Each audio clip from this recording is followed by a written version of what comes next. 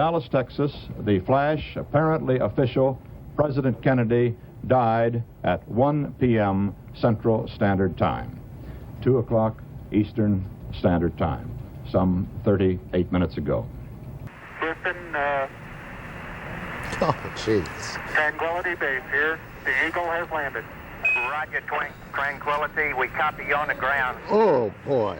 Thank you. Boy. Out here with my big boy. He's my buddy. He's my favorite. Out there hunting. He brings rats and squirrels and stuff up to the porch.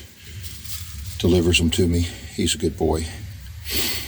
I didn't learn from war, from movies, Platoon, or Apocalypse Now, or whatever. My dad got the throat of a lot of Nazis. But more personal than that, I remember 3 years old standing along the runway holding the hand of my Aunt Gail. Her, I, and my mom standing there watching the plane take off with one of my brothers heading to Vietnam.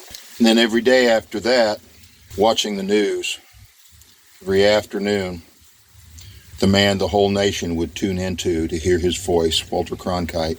And he'd tell us today's news about the war in Vietnam.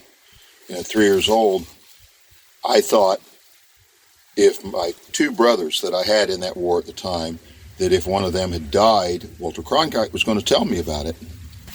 So every day, this pensive response to the TV to see what's going on with people that I knew. Very, very personal. Looking at this TV screen, this little 14-inch wide black and white TV,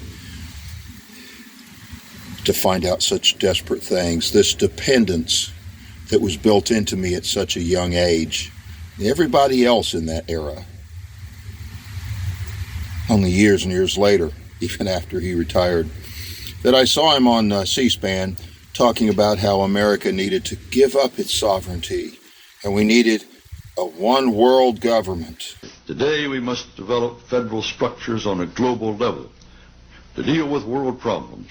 We need a system of enforceable world law, a democratic federal world government. Rodham Clinton. Good evening and congratulations, Walter, on receiving the World Federalist Association's Global Governance Award. For more than a generation in America, it wasn't the news until Walter Cronkite told us it was the news. Walter Cronkite talking about that. Go figure. The very source of my information, everybody's information, he was the voice and the face of the news to America at that time. But at that very time, he had an agenda of a one world government. So, have you ever questioned your sources, whatever they are? Have you ever thought that maybe the people you're relying on are not working for you? Just something to think about. And that's the way it is.